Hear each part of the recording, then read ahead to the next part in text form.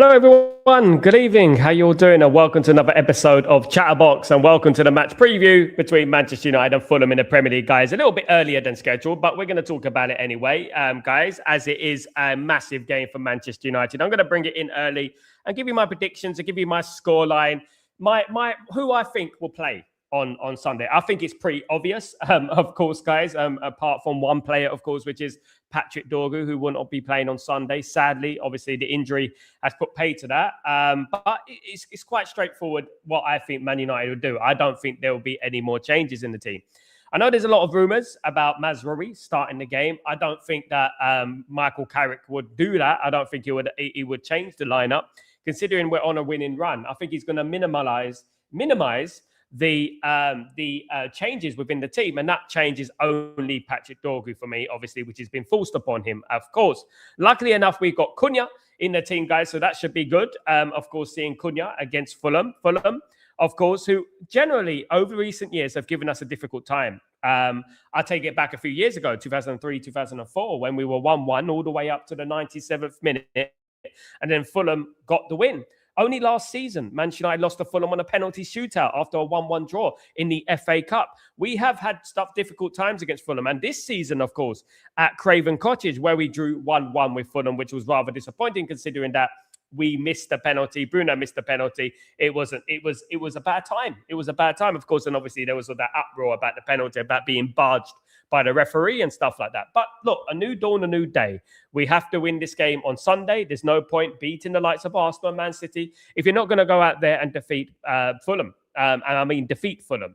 Now, obviously, context does play a part. If we go down to 10 men, or God forbid, or something like that, that does play a part. Of course it does. But what I would say is that this game is a game that typifies Manchester United over the years, which means that we've done well against the big teams. And it's the teams like Fulham's and the West Ham's and the Newcastles. These are the teams that, in general, we have really struggled against, of course, guys. And we have to change the narrative, guys. We really do. We have to change the narrative. We have to change how we approach this game. We have to believe and we have to create chances. And I'm pretty certain that Fulham will be playing the low block. And this is what I've been questioning for weeks now. What happens when we play against the low block? What are we going to do when we play against the low block? Can we unlock that low block? Can we do that? Because this is something we've been incapable of doing over recent years. The counter-attacking, by all means, we can do. We do that all day long, guys. We could play counter-attacking to the dogs come home at the end of the day. But, we have to learn how to unlock the low block, because there's going to be many teams, in particular the next few weeks, that are going to play the low block against Manchester United. And we need to find a way to overcome that, as we used to do in the 90s and things like that, of course. Now, with the chaos which surrounds Manchester United in regards to the win on Sunday, I am shocked the way Arsenal fans have reacted. A lot of Arsenal fans have been throwing their rattles out their pram, so to speak. A lot of Arsenal fans have been crying about it. Lots of moaning, lots of crying, we're there in the Champions League, we're not. Well, fair play, you're in the Champions League. Go and win the Champions League then. We won 3 times. So at the end of the day, lots of moaning, lots of groaning. And look, there's also celebration police out there. You're not allowed to celebrate a goal these days. Oh, look at the way Man United are celebrating against Arsenal. What we've always celebrated against Arsenal. Arsenal have always celebrated against Man United. It's the way it is. What we can't celebrate now. This is the dangerous territory that you get into when rivalry gets involved and stuff like that. Of course, banter is banter, and banter is a very big part of football. It's an important part of football. You need to have that element of banter. Otherwise, we're going to be too conservative in football. And I think that the reaction from some Arsenal fans, some so-called Man United fans as well, guys, has been atrocious. I mean, just like, look, guys, look. Paul Scholes said that this is the worst Manchester United. This will be the worst champions of all time, like in regards to the Premier League. Now, what do I make of that? I don't really mind. I don't care what Paul Scholes says about the Premier League. Arsenal win the league, fair play to them. That's it. At the end of the day, you have to beat who's in front of you. And whether they're the best or the worst, it doesn't really matter. It's irrelevant, because ultimately, I want to be where Arsenal is. And ultimately, I want to be at the top of the Champions League group. That's what I want to be. So they are where we want to be. They're in the FA Cup. They're in the League Cup. So there's nothing to moan about at the end of the day. But, they won't certainly work. They're not, in my opinion, the best Arsenal team that I've ever seen. And that is just my opinion. They're not. they're not even in the top 5 of the best Arsenal teams that I've ever seen. But let's take it back to Manchester United on Sunday. Of course, this is going to be a difficult game for Man United, more difficult than we're gonna imagine, guys, because Fulham will be going there to Old Trafford looking to cause an upset, looking to be the first team to stop Michael Carrick. Now, this can go two ways, this game. This game can either go tight for me. It'd be tight. It'd be a 1 goal in it. It might even be a draw. Or Man United smash Fulham up about 3-4-0. And that would be lovely, wouldn't it? That would make a change. That would change the narrative, wouldn't it? I'm very conflicted of how this game is going to go. I really am. I'm going to give my prediction, but that is the team that I think Michael Carrick will pick. Selly Lamens will remain in goal. Dalot will be the right back, of course. It will be Licha Martinez and Maguire in defence with Luke Shaw as a left back. Mainu and Casemiro will remain in the midfield. It will be Ahmad, Fernandez, and Cunha as the 3, and it will be Mbeumo playing as that false number 9 kind of thing. So that's what I think he will do. I think he will do that. Can I envision anything different than that? Can you guys envision anything different than that?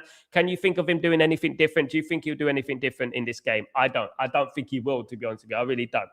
Now, guys, Fulham, of course, are going to be nothing to lose sort of mentality. They're not as good as the Fulhams that I've witnessed over the last few years. Absolutely not. But they still got dangerous players. But away from home, Man United should really be putting Fulham to the sword. We should be really beating Fulham. Absolutely. There's too many games this season where we've drawn the Evertons, the Wolves, the Bournemouths. These games that we have drawn, which we should have won, and we can't do this again. We have to beat Fulham on Sunday, guys. Absolutely. Big up everyone in the community. I hope you're all doing well. I hope everyone is blessed. We're gearing up to the transfer window, guys, which is on Monday. The transfer window will end on Monday, and Man United have got nothing done at the moment. Of course, there's going to be lots of spin, lots of twists and turns in regards to the transfer window. There's going to be lots of players that Man United are going to be linked with that, you know what, we're going to be like, no, we're not going to sign him this window. It'll be in the summer. The only players that I can foresee Man United signing during this window is probably a Wilfred Ndidi. If push comes to shove, a Ruben Neves. But we got to look at things now, look, and think that, look, we ain't got no time to do a Ruben Neves now. That's going to be too difficult to do. It's going to have to be a loan deal now. There is no time to do anything. All Man United's deals will most likely be in the summer. They will be in the summer. And it's atrocious. It's not right that Ineos have completely neglected this window. Again, it's disgraceful, if I'm being totally honest with you. I felt this was a perfect opportunity for Ineos to show themselves, to show that they really care and they really want to back Michael Carrick, because ultimately it is about Michael Carrick now. And now they're going to back Michael Carrick, but quite obviously they're not going to. And I think that is wrong. I do. Thinking ahead about the World Cup, it's going to be difficult in the summer. It's not going to be quite straightforward as last summer. It's going to be difficult, and they gave us a 4 out of 10 window last summer. So. Yeah, I ain't got my hopes up with them, guys. I really haven't. And, if Michael Carrick qualifies for the Champions League, they're not going to look at that and think, right, how do we go on from here? How do we push on from here to go up to that next level? They're going to be like, right, we got in the Champions League. We're good enough. That's how they're going to think. And this is the wrong thing about it.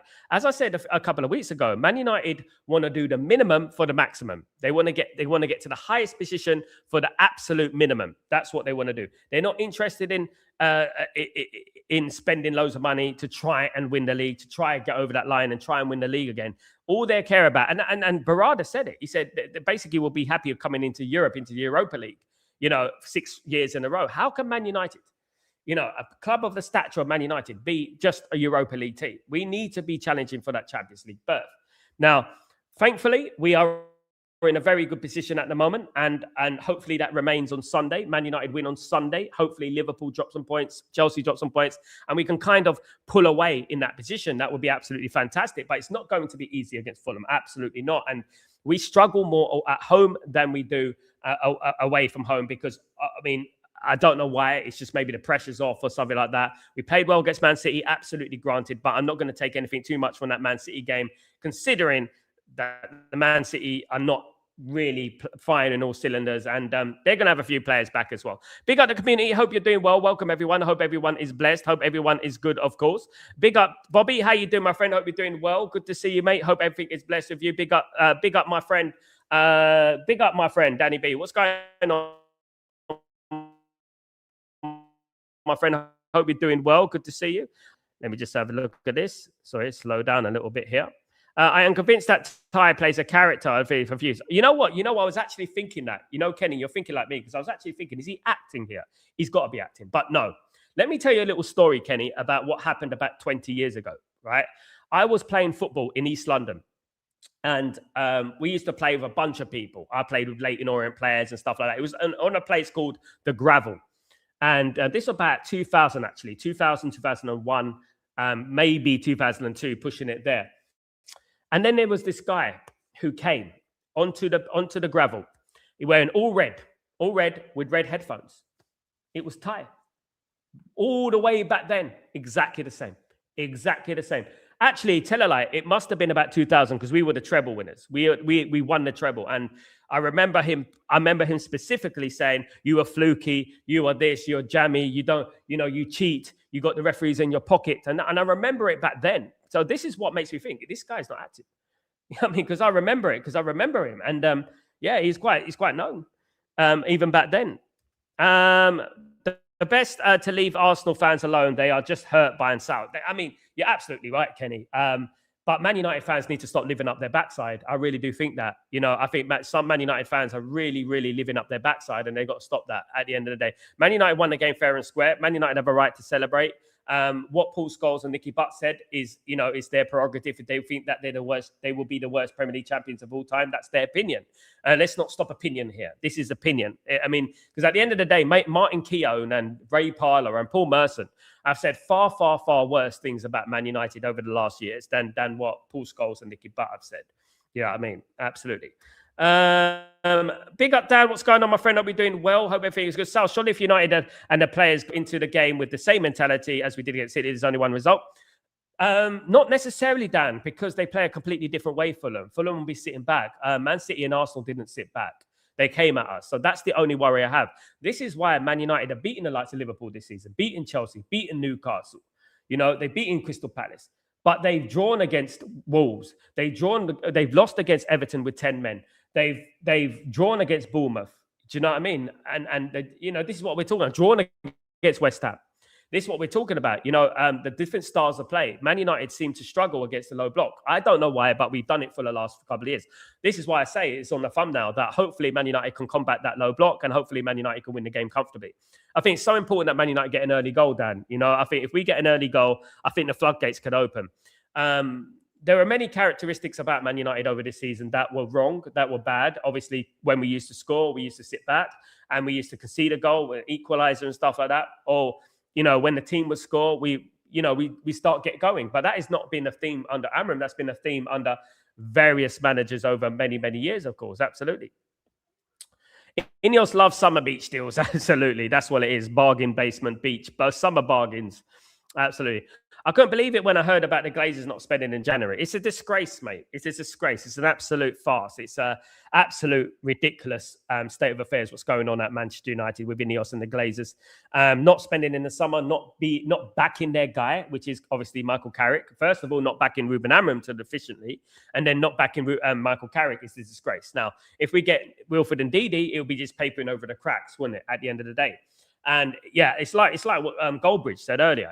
I watched his show earlier, and he said that it's a bit like having a leaking sink. What are you going to do? Are you going to put sellotape around it, or are you just going to let it leak? Or are you going to put your thumb on it, or are you just going to let it leak?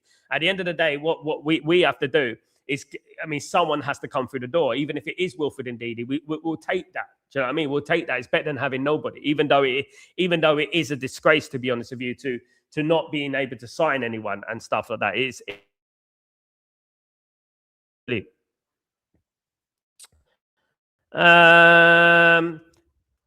Ineos are mugging us off. Not me, mate. I know 100% that they're not mugging us off. Absolutely not. We're talking about summer transfers, Dan. With this January transfer, they have no intention of bringing any players in. There are only 15 games left of the season. Let's wait and see. Dan. But we're talking about the summer moment, Dan. You read that message earlier. I had to remove it because, it's mad. People getting too like, oh, whoa. I know they're disgraced, mate. They're not going to do any major business this summer window. You know what I mean? And what I would say is that the only deal I can see, as I repeat, as I said many, many times, is the Wilfred Ndidi one, and that's it. The ones I'm mentioning, other than Wilfred and Didi, are the ones that may come in the summer, may be linked to Man United in the summer. Mandem, Arsenal fans talked a lot of smack. Troops even said beating United is like beating Burnley out of disrespect. Exactly that. Before the game, Mandem, people seem to forget they have this selective memory syndrome. They have a selective memory syndrome that, only. And what they do, they pull the dog by the tail, and when they get bitten, they act like the victim. That's basically what Arsenal fans do. Yeah, they act like the victim. They have been going on and on and on about this, Man United this, Man United that, Man United jokes, Man United at Burnley, Man United that, And it's disgraceful the way they've been talking and all that stuff. This is why they're only 4 points clear, because of their mentality. And that's it. They could be long gone in this title race. They could have been long gone. They could have had this title race signed, sealed, and delivered. This title race could have been done by now. But it's them. They're their own worst enemy at the end of the day. We need creativity. Rang it in our passes for DM. Bobby, I'm still celebrating the City win. Never mind the Arsenal win. Now, Bobby, yeah, it's been a good week. It's been a good week, and we're allowed to celebrate. I can't believe that we're actually getting Arsenal fans saying that we over-celebrate against Arsenal. It's Arsenal, Man United. We're trying to qualify for the Champions League, for goodness sake. You know what it is? You know what I think? I think, honestly, I think this is coming from a place of fear. I really do. I think all this Arsenal stuff is, on the Arsenal end, is coming on the way in a place of fear. You know what I mean? At the end of the day. Good afternoon, Fun Show. How you doing? Hope you're doing well. Good to see you. Good afternoon, Ephraim. How you doing, my friend? Hope you're doing well. Mandem. People have their opinions, but most times I question a number of the fan channels like KG. He was supporting Amram. Now, when Carrick has won 2 games, he said that he supported terrorism from Amram. Guys, I like KG. He's one of the few people that actually, supported the manager and stuff like that. People don't look at things intelligently from an IQ sort of thing in regards to football IQ. This is why the football IQ is not very high. And that's no disrespect, Not everyone can have an IQ like me and you and Mandem at the end of the day. What Ruben Amram was trying to do is trying to change the culture at the football club. He's trying to change the way we play and trying to contribute to us being on the front foot rather than playing counter-attacking football. We play counter-attacking football against Man City. Let's not get it twisted. We played counter-attacking football against Arsenal. Let's not get it twisted, right? We've done that before against Man City, loads of times. We've done it before against Arsenal. We've beaten Arsenal twice in 12 months. We've beaten Man City twice in 12 months. This is nothing new. This is not new territory. We beat Man City 3-1 at Old Trafford with one of the best performances I've seen in years. We beat PSG at the Parc de France. We beat Barcelona, not Barcelona at the Europa League, didn't we? We've done a lot of things, guys. Flip-flop FC. That's what it is, KG. Flip-flop FC. Flip-flop flex. You know what I mean? And those man there, look, at the end of the day, look, they're entitled to their opinion. But guys, you can't overreact. And people are overreacting. They are overreacting. They're going over the top. Like, just relax. Just calm down. Let's see what happens. If Carrick does well, fantastic. But we can't get carried away. We've been here before. The PTSD, you should have that by now. Do you know what I mean? At the end of the day, we've been here before at the end of the day. We can't get overly zealous in regards to something. Do you know what I mean? We can't get overly excited in regards to something. Okay, he's entitled to his opinion. But obviously, I don't flip-flop from my opinion. I look at football in a different way. I look at football in regards to having watched Man United for 40 years, you know what I mean, and seen various things. I think there's a lot of buzzwords. There's a lot of sound bites in regards to football these days that, get clicks and likes and stuff like that. You know what I mean? At the end of the day. I just want, to be honest with you, I just want Man United to do well, and that's it. And then hopefully KG, me, everyone is happy, and that's the most important thing. And we won't be talking about these kind of things at the end of the day. Look, Ruben Amram is gone. It's over. I think it's best not to do that, because one thing that Ruben Amram did, guys, he called out the ownership, right? And we have to show that respect. And we have to. He left with his head held high, guys, right? Ruben Amram came in. It was not his fault. It was the board's fault. I know there's a lot of people don't want to mention the board. There's a lot of people don't want to mention Ineos because they might get their VIP passes that and taken away from them and things like that. But what it is, guys, he called out the board and he was brave enough to do that. Not many people have done that. And we have to remember that and respect that. Regardless of what you think of him as a manager, he was back 4 out of 10 window. Guys, we beaten Man City under him. We beaten Arsenal under him. In fact, we beaten Arsenal with 10 men and with him. You know what I mean? At the end of the day, at the Emirates. So let's wait and see. And let's see. And let's hope, fingers crossed, that we start winning games and stuff like that. And you know what I mean? Amanda, KJ is a big flip-flop ever. Even Owen told him that he changes his tune much that it takes away the authenticity that he has with opinions. You know what? I like him. I like him, you know. I do. And be honest with you, because he's one of the few real ones in his opinion. I mean, the others are fake. I actually feel he actually likes the football club. I do. Unlike some others, you know what I mean, at the end of the day. But, you know, what I would say, I don't flip-flop for my opinion. I remember and I know exactly what's going on at this football club. Exactly what's going on at this football club. And, you know, it is not all plain sailing, you know, and it hasn't been like that for years. It's not a bed of roses, and it hasn't been like that for years, you know. It's been 2 wins, and now they are saying Carrick has changed life. I mean, look, guys, say we start the game, God forbid, say we play the game on Sunday and lose 1-0 to Fulham. I think we'll go back down to earth then, won't we? You know, at the end of the day. Look, what we need to do, instead of arguing amongst each other as fans, what we need to do is banter Arsenal, because Arsenal, look, at the end of the day, there are banter police. They're trying to stop us from celebrating against Arsenal. And I find it hilarious, because if it was the other way around, they'll be saying, oh, it's okay to celebrate. What we're going to be taking the fun out of football now and things like that. Do you know what I mean? So I actually love it this week. The way they're crying, the way I mean Mo of AFT, who used to be on AFTV, is crawled out of the woodwork and starting crying out of nowhere. You know, it's ridiculous. Absolutely. Guys. Yeah, man, Sal, I'm going with a 2-0 win with the way Fulham set up, press teams, and counter, which will make it tricky game. But I'm still going for United win. I think it will be a tricky game, United, man. It will be a tricky game. It will be a difficult game. Of course it will be, because what Fulham are going to do, they're going to try and nullify Man United, stifle Man United. This is the test for me. This is the test. This is where you separate the wood from the trees. This is where you learn about the birds and the bees in regards to football. The low block. How are you going to unlock that low block? Do you know what I mean? It's all well and good playing against teams who play good football and they come at us. But the teams that actually sit back, you have to break them down. I'm looking forward to the game. On Sunday, I'm looking forward to the game.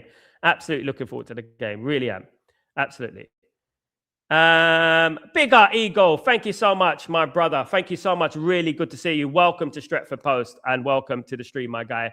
Commiserations for Sunday. You're going to win the league. I've already said you're going to win the league.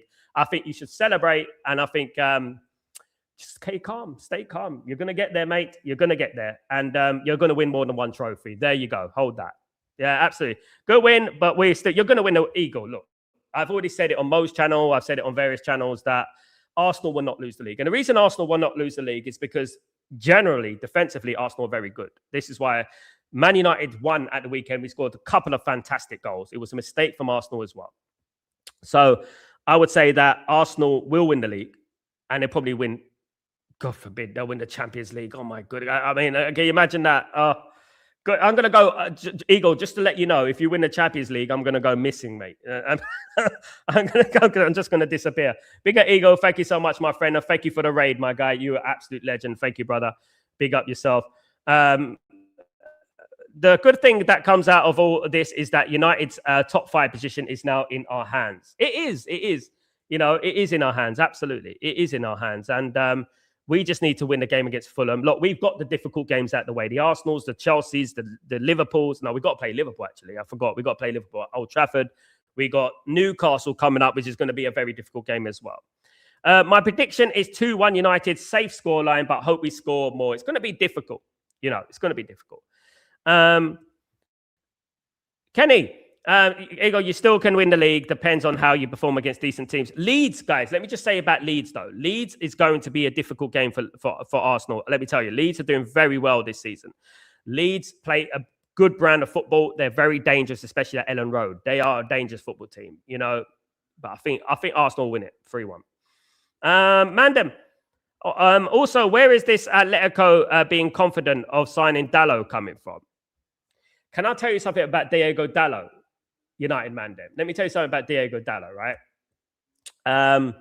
Diego Dalot is a PR merchant. He has people behind the scenes. Remember when Diego Dalot was linked to Real Madrid? Oh, God.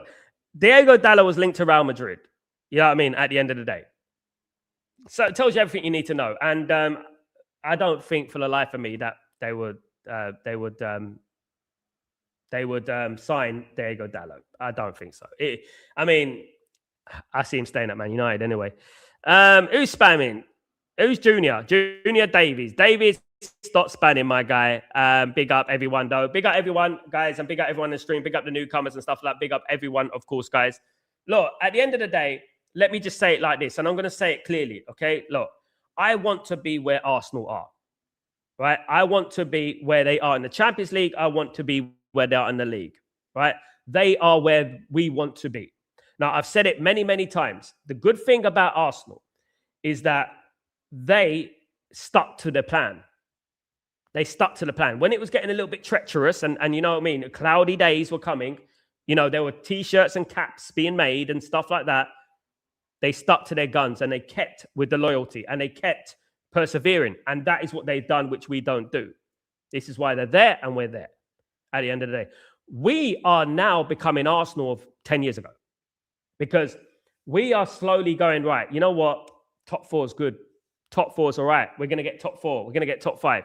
And this is where I have a problem because I was raised Man United winning league titles. You know what I mean? I was raised with Man United winning league titles. And it's embarrassing at one thing, you know, but Michael Carrick's at the wheel. And let's hope that the wheels keep rolling on Sunday. And, you know, we win that game. We win against a low block. Mandem, with Arsenal, let's first see how they'll react in their next 2 games. We'll clearly see where are their mentality. They ain't got many hard games to come. I'll be honest with you. I look at them, they've got Leeds. Let me look at their fixture. They've got Leeds coming up. I know the only hard game they've got is Etihad, I think. I think they've only got Etihad, so Arsenal fixtures. But guys, people got to understand, right? Playing Kira tonight, sorry. People need to understand that Man City got points as well. This is the thing. Like, yeah, well, they got the EFL Cup. They got Sunderland at home. They'll win that. Brentford away. Brentford are not as good this season. They'll win that. Wigan in the FA Cup. They'll win that. Tottenham away. Forget about it. Tottenham don't do nothing against Arsenal. Forget about it. Chelsea against Arsenal. Arsenal-Chelsea at the Emirates on 1st of March. That one. There's that one. Probably the Brighton game away. And the Newcastle game at Man City away. And then after that, I don't think really they've got anything to worry about. So they ain't got much games to negotiate. It's going to be very difficult for Man City to catch up. And I say that they will win the league. Dan, this may say I think Arsenal is going to blow it and Villa or City are going to catch them. Imagine Villa won the league, though. Imagine Villa won the league. That'd be absolutely incredible. Aston Villa won the league. Mad. Talk of the devil. I don't want City to win the Prem. If anyone but United, I hope Villa. I don't want City to win the league either. Of course I don't. I'd rather Arsenal or Villa win the league than City. Of course I do. You know what I mean? We're rivals with City. You know, at least, like, guys, let me just give it like a little history. Like, at least with Arsenal, right? Man United and Arsenal built a legacy in the Premier League. They built organically as well. They weren't given success. Do you know what I mean? At the end of the day. So, obviously, it is a game that it is a bad season for Man United. It's a bit like choosing between your thumb and your finger. What do you want to keep? You know, it's a bit like that, isn't it? But it's just the way it is. And we put ourselves in this position at the end of the day. This board, this ownership put us in that position. And I really hope that we come back one day, you know, hopefully. Hopefully Carrick's at the wheel and Carrick does well. Look, you know, it's going to be very difficult for Ineos and Glazers not to keep Carrick if Carrick gets in the Champions League. And, you know, I can actually see him being the manager next season. I don't know why, but I can actually see him being the manager next season. Absolutely. Yeah, but we'll have to wait and see what happens. Sunday first, game at a time, 15 cup finals for Man United. 15 cup finals are coming up for Man United. And that's what I would say about that. You know, win about 12 of those, you know, that I think that'll get in the chat. I think that'll be enough for the Champions League. And the games I'm looking at is obviously Newcastle, Tottenham, West Ham away, which we struggled in recent years. Those are the games that I'm really looking at, and hopefully we can negotiate better than where we've negotiated those games in the past. Because the West Ham, I can't remember the last time we beat West Ham at the London Stadium. I mean, it must have been when Ibrahimovic scored all those years ago, if I remember. Was it a 2-0 win? A long time ago, guys. And we've had some bad times there. You remember the referee with the... Yeah, he's now suspended, isn't it? But yeah, let's... Look, it's going to be a difficult task, but mountains are there to be climbed, as Ole Gunnar Solskjaer said, isn't it, at the end of the day? But who I want to win the league, I'll be honest with you, reality, I don't really care. But all I'm focusing on is what Man United do, and that's it. I'm just focused on what we do. But what I would say about the game on Sunday, it was a fabulous result for Man United. No one's guaranteed a win at the Emirates these days, and so at the end of the day, everyone has the right to celebrate. Everyone has the right to have a good time. And you know what, guys? We don't want to take away the fun from football. At the end. And I'm seeing a lot of police and stuff like that. At the end of the day, like in regards to what Paul Scholes and Nicky Butt said, look, I don't know.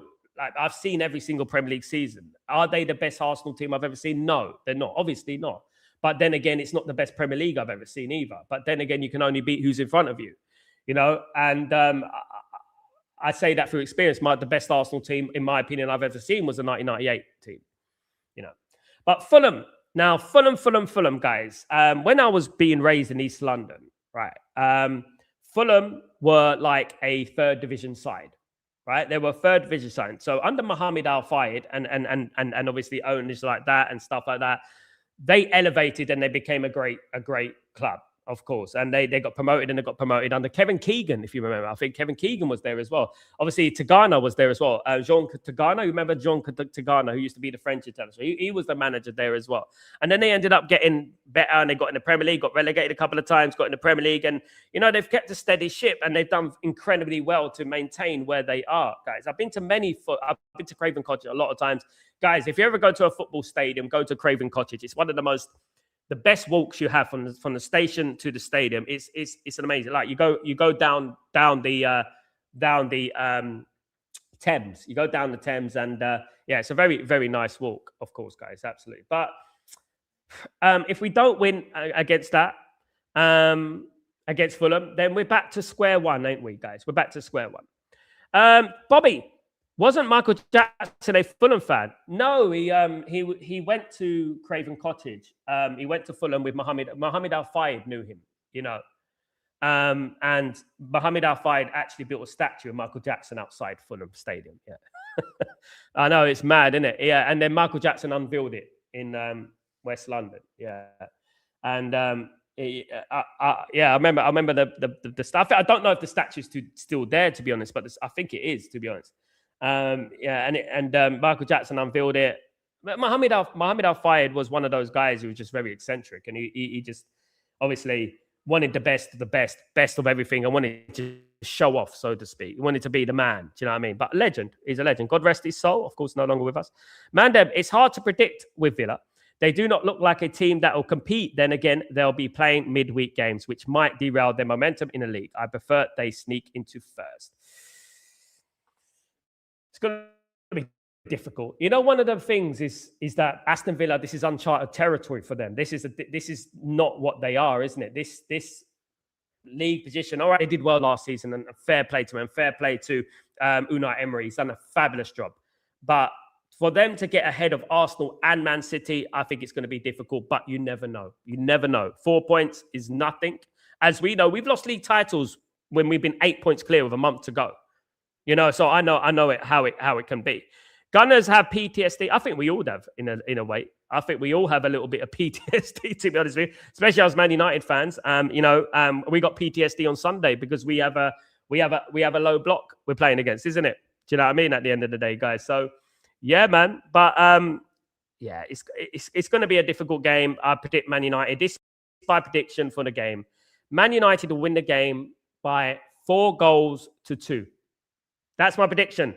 Man United will win the game by 4-2. Key players for Fulham are Harry Wilson, Kevin Bassey, and Sander Berg. Yes, remember when Man United were linked to Sander Berg, Kenny? Do you remember that? Also, I would say Josh King. I think he's coming on leaps and bounds as well. He's been absolutely brilliant, and we have to be wary of Jimenez. We have to be wary. United Blanco is going with 1-1. That would be a terrible result for Man United at home to Fulham. It would be a terrible result. When I'm thinking about Man United Blanco, I'm thinking of this game is a given. This game should be a victory regardless. It should be a victory. This game, it should be the victory. And the rest of them is the ones that are difficult. The Tottenham's, I can't believe I'm saying Tottenham, but, we lost 4 times to Tottenham last season. And we need to give Tottenham one, definitely. Bobby says 3-0. Yes, I think that's more realistic. I'm going with a 4-2 win. I'm going with an entertaining 4-2 win. I think Mbeumo have a good game. Cunha, I think Mainu will run that midfield. I think we're going to be all right. I really do. I think we're going to be good. You know what I mean? And, I really hope that we exert ourselves and to the levels that we did against Man City and Arsenal. But obviously, as I said earlier, it's going to be a completely different game. As we know, when we played West Ham and we played Everton and we played Bournemouth, and we played Wolves. Mandem, Sal, with the Ndiaye links, is there a possibility we can be able to get him before the window closes? Very, very unlikely, Mandem. We got 4 days to the window closes. Ndiaye's done incredibly well. Of course, very, very good player. I think he's a product of Sheffield United, if I'm not wrong. And he could play on the left wing, the right wing, the attacking midfielder. He would be perfect for Man United at the moment, Mandem, considering Dorgu's injury. We are one injury away from disaster. You know that. We're one injury away from playing the kids. That's where we are. Do you know what I mean? United Blanco, I said 1-1. It's because it's Man United. We have been like this. We lose and draw at the easy games of pay. But yeah, that's exactly what I'm talking about, Blanco. I understand what you're talking about. I do understand. I get it. I'm just hoping, fingers crossed, that things change. You know what I mean? It's different now that we learn how to play against a low block. I'm just hoping that we do. Do you know what I mean? And let's wait and see. Let's wait and see. It does depend on the opening 20 minutes. It depends on the opening half of the game, because if we get an early goal, I think the floodgates will open. I really do. And I think Man United will be comfy. If we don't, then... Collier's injury prone. I believe Collier's going on loan, Mandem, to Hull City, if I'm not wrong. I think he's going on loan to Hull City. Norwich or Hull, one of them. He's going on loan there. And...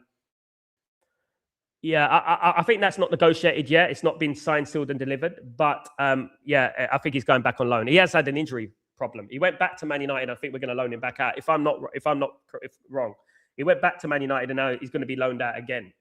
You know what I mean? At the end of the day, guys. But let's wait and see. Collier, I don't think he's the guy for Man United. I don't think he's got the necessary quality. You know what I mean?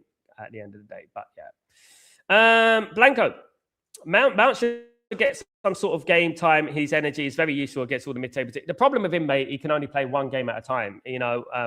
His injury problem is a problem. He's already had a nick. Obviously, he had the pelvis injury, which obviously creates a knee-jerk reaction with other parts of the body.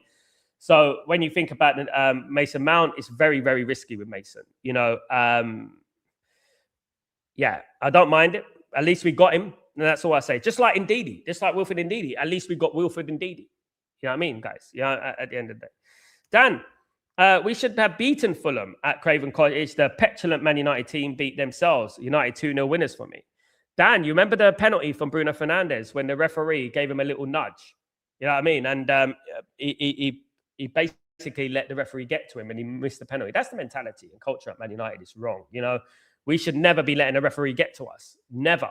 Should never be the case. A referee should never be getting to Man United players. Absolutely not. That's disgraceful what happened. Do you know what I mean? But this game's a new day, a new dawn, a new light. And hopefully Man United negotiate it properly, guys. Absolutely. But that is the lineup I think he'll pick. I don't think there's any change there. I don't think you guys will pick anything different. Maybe Mazza, maybe Nus might play. I don't think so, though. I think he'll be on the bench. He's had a great AFCON, of course. And played left back, by the way, for Morocco. Very, very interesting. Played left back for Morocco and done very well at left back position. So that's something. That's a bow to our armor, guys, because we may need a left back. You know what I mean? We may need a left back, considering Luke Shaw. Miraculously, Luke Shaw has stayed fit all season. I don't know what's going on. Something is written, guys, at the end of the day. It's getting a bit irritating seeing De Ligt's injury getting longer again and again. We need him back for some sort of that. We do, United Blanco. He's been one of our best players before he got injured, wasn't he? And you're absolutely correct. What his injury is, I have no clue. I heard it's a back injury. Someone said it's a back injury. What I would say is this, right? Before De Ligt and Nuss signed for Manchester United, I had a Bayern Munich fan come on the channel. I haven't seen him for a while, actually. And he said that these are good players, but they're very injury prone. Very injury prone. And we were quite lucky with De Ligt because he didn't get injured last season. But, and Mazza, to be fair. But now we're starting to see it. We're starting to see those injuries. We're starting to see these injuries crop up. Do you know what I mean? My prediction is 3-1. Shaw wants World Cup badly. For me, the World Cup, it has to be Lewis Hall for that left back position. Right now, as we talk, I don't think Luke Shaw should be anywhere near that World Cup squad. No way. Guys, he's quite obviously keeping himself fit, isn't it, for that? Big up United for life. What's going on, my friend? I'll be doing well. Big up Sal. United is the best. That's why all this sentence talk of other club supporters. If the only owners had the same love for this club, United we stand. Let's hope for no more injuries. Much love. Big up United for life. Love the comment, mate. Absolutely. United hated it or never ignored. It's in our slogan. That's what we've always had, isn't it, at the end of the day? But the only thing Man United can do ourselves is look after ourselves, win our football matches. And that's the only thing we can do. We can't rely on, in my life, like when I was watching, look, this is what I said about myself, right? I promised myself that in my life, I'll never hope that another team wins a league, rather than another team, because I always felt that Man United should be challenging for the league. I always felt that we should be challenging for the league. It should be us challenging for the league, I've always felt that. Now, for me, it's embarrassing, what's going on. So all we can do is look after ourselves, win our football matches, and the rest will look after itself. And what people want to say about Man United, they can say about Man United. You know what I mean? At the end of the day, Mandem, I'm also going with that predicted lineup with Dalla out for Mazza. I don't know if he's going to do that, Mandem. I would agree with you. I would do that myself, but I really don't think he's going to do that. I really don't think he's going to drop Dallo. I don't. I think because he's got that lineup, he's in a winning vibe. I don't see him changing anything for me, even though he should. Blanco, we have been linked with that Middle East takeover. Suddenly there's no news, only info in regard to that. In regards to Dubai, Man United, there was a consortium interested in buying Manchester United a few months ago, of course. With Glinios, the Glazers, nothing will happen until the regeneration project is negotiated. Now, this is what I was saying before. The regeneration project is there. They are looking at that regeneration project, the Glazers and Ineos. That gives them a chance to make billions more, 10 billion. Now, you're thinking about the regeneration project. You're thinking about franchises. You're thinking about hotels. You're thinking about concerts. You're thinking about that. That's what Ineos and the Glazers are looking at the moment. Now, if that fell through, then a consortium from the Middle East, I'm in UAE right at the moment. And, I hear a lot of people say, like, what's happening with Man United? They need to be taken over by the Middle East and da-da-da. We do. But it's obviously the Glazers that are harming this. They're the ones who, sometimes I feel the Glazers put the Man United rumors into the media to look after shares and look after share prices and things like that. I don't know. But, something sinister is going on with that. But Man United need a full takeover. Man United need a debt cleared. That's what we need. This is why we're protesting on Sunday. And hopefully, guys, it's a strong protest. And hopefully we make some noise. Bobby, I really hope it falls through too, mate. I really hope it falls through too. I hope, because that is their bread and butter. That's what they're leaning on at the moment. That regeneration project, the Sir Jim Ratcliffe Stadium, Malcolm Glazer Way, things like that. Do you know what I mean? Can you imagine? They're already talking about 125 million for naming rights for the stadium. What, that 15 million a year, something like that? This is what they're on. This is what they're after. It's the vanity project. We should be staying at Old Trafford. Look, we know what happened with Arsenal when they moved to the Emirates.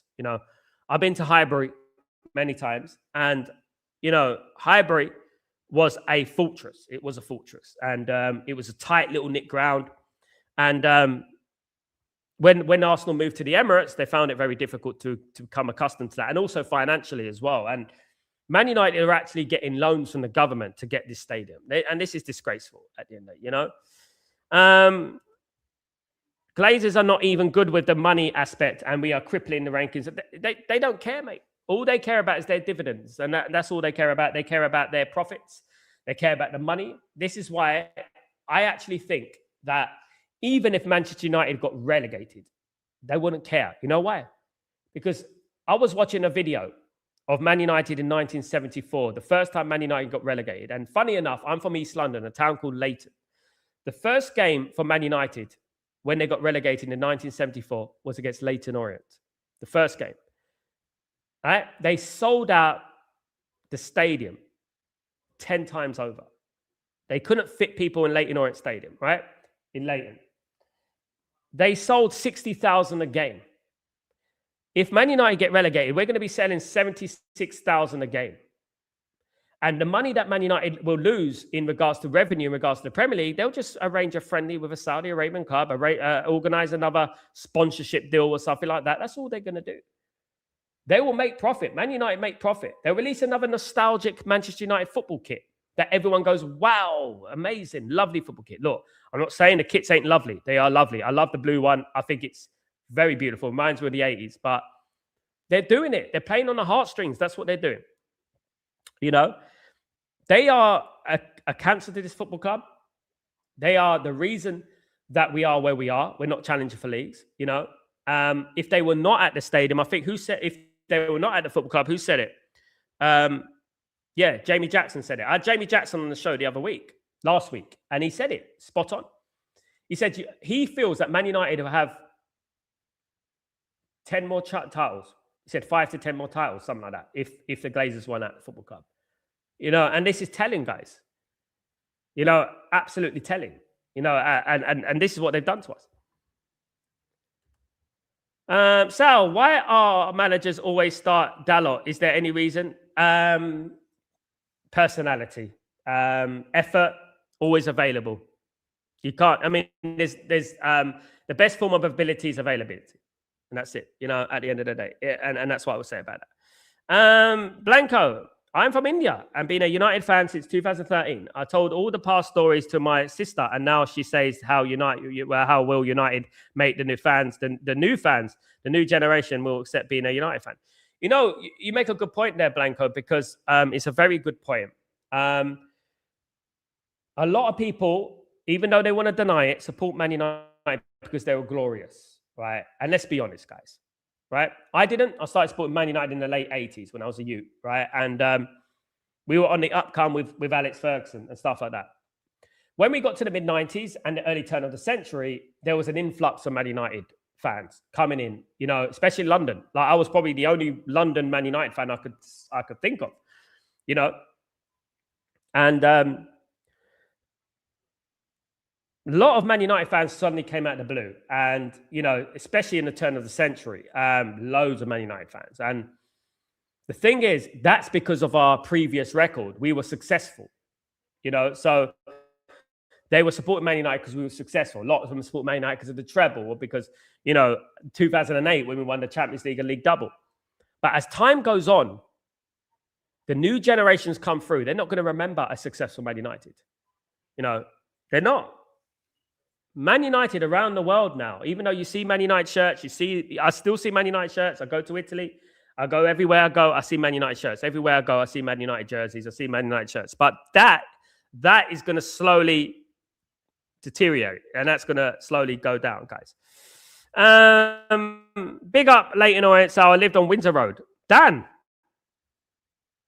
you lived on the same road as me, Dan. Dan, you lived on the same road as me. I lived on Windsor Road, Leighton, 95. I might know you, Dan. Yeah, I lived there. Like Terry Flewers, you know Terry Flewers, Football Terrace. He lived across the road from me. We went to the same school, had the same teacher. So it's a famous place. Wow, small world, Dan. I didn't know that. If I knew that, Dan, if you told me that earlier, you know what I mean? Yeah, Dan, Windsor Road. Yeah, you probably know people I know. I went to Norliton. I went to Norland. United Mandem, smash a like, people. Let's get out to 40 likes minimum. Absolutely. Big up, my guy, Mandem. Big up, Yasser. What's going on, brother? I hope you're doing well. Good to see you, mate. Good to see you. Looking forward to the game tonight. I bet you are. Napoli. Come on, Naples, guys. Napoli, Chelsea tonight, guys. Massive game. Massive game. Very difficult game for Chelsea. Going to the power. What's it? The Diego Maradona Stadium is not going to be easy for Chelsea. It's definitely not. I actually think that Napoli are better than Inter Milan. They're more potent. They've got obviously the Premier League experience in Scott McTominay and Rasmus Højlund. You know, definitely. Big up Yasser, by the way. Big up. And don't forget to subscribe to Yasser TV, of course, guys. Absolute great channel. Got the guy there. I know it's a Chelsea channel, but, you know, speaks a lot about a lot of other teams as well. Big up Yasser. Yeah, guys. So, wow. Yeah, Dan. It's small world, mate. Small world. I'm from Leytonstone originally. Moved to Leyton about 1992. And I lived in Cattle Estate originally. And then I moved to Leyton, guys, via Chingford. But I went to Leyton in 1992. You can imagine me as a Man United fan all those years ago. You know what I mean? And you know what I mean? Right next to the ground, the nightmare parking on match day, even for a small club. You know what it was, Dan? The problem what it was is that on Windsor Road, they allowed people to park. The only road in Leyton that they allowed people to park, especially on match day. I remember I had to tell the Leyton Orient manager off, Martin Ling it was. I had to tell him off. I said, listen, stop taking our car parking space. I mean, even he took the car parking space. You know what I mean? Yeah, those were the days. Sal, Scott McTominay said about our club, he loved the club. Scott McTominay's got very good head on him. He's very respectful, and I like that about him. He's not like the other legends who just, you know. And people will not talk about, but keeping all these talents like JJ and other good talents will not be attractive to Man United. Yeah, it's true. Yeah. Why would they stay at Man United? What's the incentive? You know, what do they get? If Man City come calling, I know it's hard to say, but what is the incentive to stay? Frisky DJ, he's a Leyton boy. Heard of him being in the music industry. You know him, you know him, he's good. I don't know who he is, mate. I've heard, I don't know. I was in the music industry 20 years. Reds, R-E-D-Z-Z. Type it in YouTube. But I haven't heard of him. No. I had a studio in East London as well. But I haven't heard of him. No. He's very dodgy when I was living in Leyton doing music and having musicians come to our studio in East London, you know. Yeah, it's crazy. It was a weird place. There was a girl who lived down my road, and she used to be a dancer, and she helped out Prince and in a dancing routine at one of his concerts. And me and my brother, we were walking down the road once, and there was this guy standing in the middle of the pavement, and I said to him, "Excuse me," and he, "Oh, sorry." Very short, had big high heels. And I remember I said to my brother, I said, "That looks like Prince." And we laughed it off. You know what I mean? It's not Prince. It was Prince. That girl done a favor for him. That was on Windsor Road. You know that? A girl done a favor for him, and he repaid it. He was one of the man of his word, you know, and stuff like that. And he was there. Yeah, I remember it. Yeah, mad place. NASA, what's going on? I lived in 1990 Buckland Road. My local was the Coach and Horses. I've done a music video in the Coach and Horses. Look at it. Look at the video. It's called Through the Eyes. Look at it. I shot that music video in the Coach and Horses pub. We shot it in a Coach and Horses pub. You'll see me in that video, definitely. You will see me in that video. Yeah, absolutely. Small world, man. How many people come from Leyton? For goodness sake, it's mad, isn't it? United also looks very scared to disrupt other clubs by targeting other rival clubs' best players. Van Persie, Owen. We are losing that command. And yeah, that's to do with the way we are as a football club, who we're owned by, who we're run by, mate. We're run terribly well, or terribly wrongly, guys. You know, we're run badly. And that's what it is. We have not got any fear about us anymore. Dan, for the life of me, I can't remember the year because I was living with my family friend for a couple of years for Terraced House Road. Yeah, look. I know what terrace you're thinking about. It's at the end of the road. I know which one you're talking about. Yeah. Near Tesco. I know, on the corner. Tesco Metro on the corner. I remember it. Yeah, I know which one you're talking about. Leighton, mate. It is very, very. It was a good place at first. It just got too dangerous. Very dangerous in the end. Absolutely. Guys, it's been a pleasure. Thank you so much, everyone who's subscribed to the channel. Big up Eagle again for the raid. Really appreciate Eagle. Absolute legend, of course. Arsenal fan, but going to support him. Absolutely brilliant. And you'll see him on other channels as well, of course. Guys, thank you so much. Have a great day, great evening, great night, wherever you are in the world. I'm Sal, and this is obviously Chatterbox, and this is the match preview between Man United and Fulham. Man United 4, Fulham 2. Man United 4, Fulham 2. Big up Blanco, my guy. Big up, my friend. Man United 4, Fulham 2. Remember, you heard it first here. Remember, I don't want to hear anything else on Sunday, guys. Absolutely. Big up, everyone. All the best, and you have a good one. Take it easy. Peace.